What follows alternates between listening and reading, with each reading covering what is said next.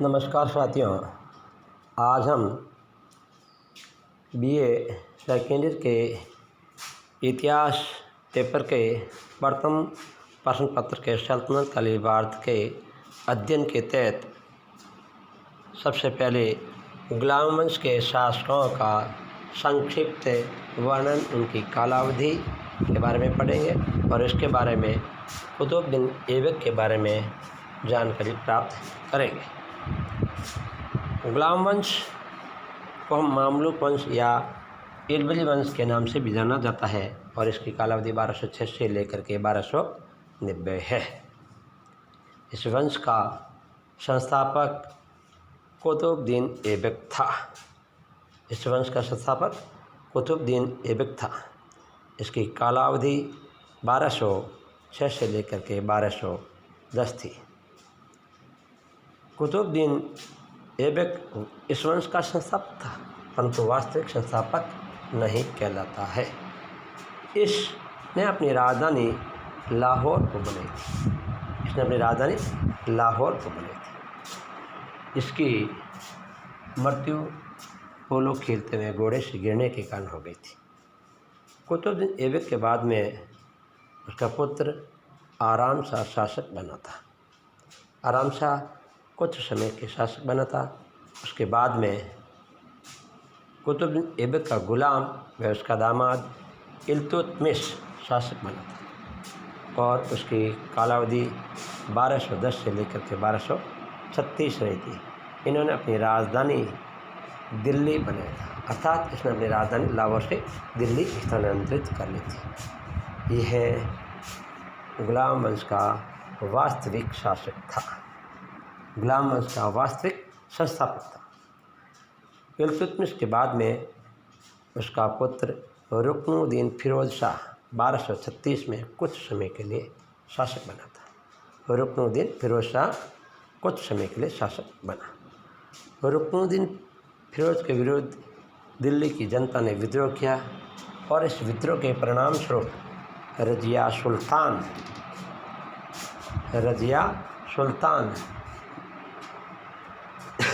प्रथम महिला शासिका बनी थी, जो भारतीय इतिहास में एकमात्र मुस्लिम महिला शासिका है। इसकी कालावधि 1236 से 1240 है।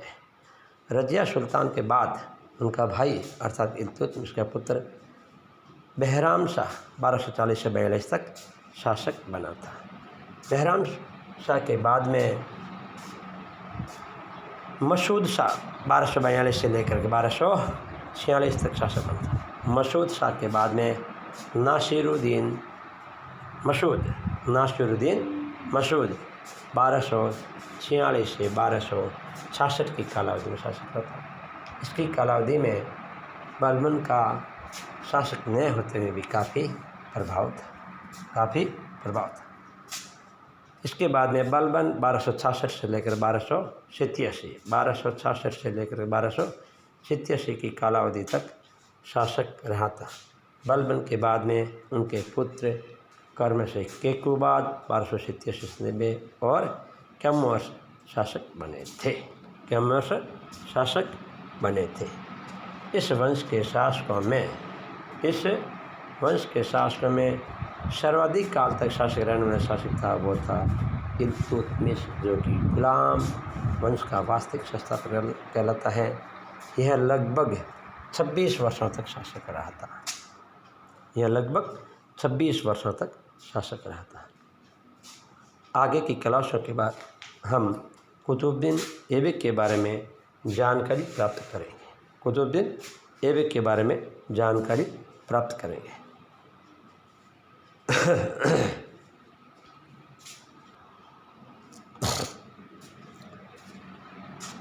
कुतुबुद्दीन ऐबक के बारे में विस्तृत जानकारी प्राप्त करने से पहले इसका संक्षिप्त परिचय हम कर लेते हैं।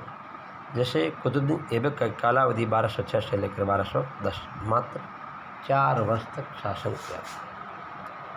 मोहम्मद गोरी का दास व गुलाम वंश का संस्थापक था।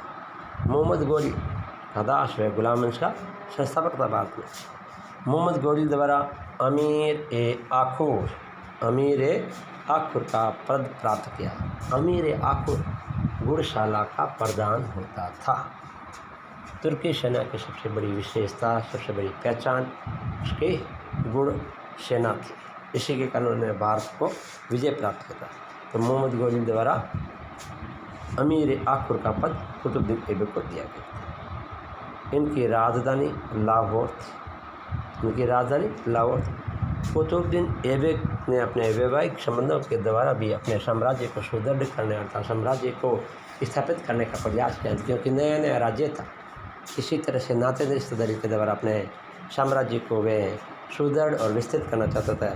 इसलिए वैवाहिक संबंधों के तहत स्वयं का विवाह यालदोज की पुत्री से किया था। यालदोज भी मोहम्मद गोरी का सेनापति था और यह स्वयं भी उसका सेनापति था, अर्थात दूसरे सेनापति के प्रभाव से अपने आप को लाभान्वित करने के लिए उन्होंने यालदोज की पुत्री से अपना विवाह कर लिया था।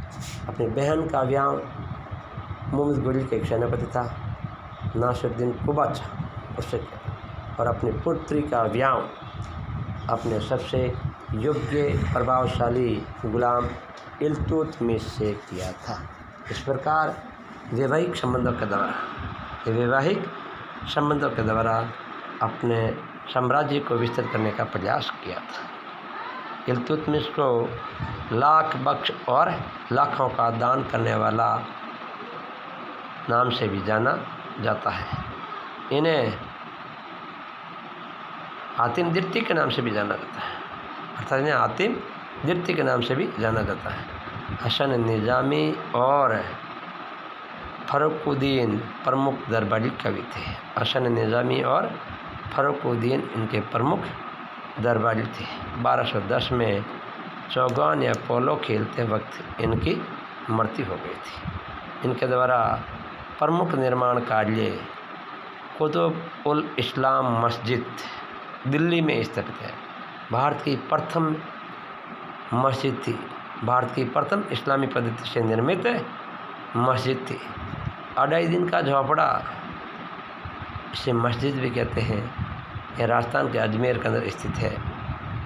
कहते हैं कि इसका निर्माण 2.5 दिन में पूर्ण हुआ था। कहते हैं कि यहाँ पर 2.5 दिन का औसत लगता है।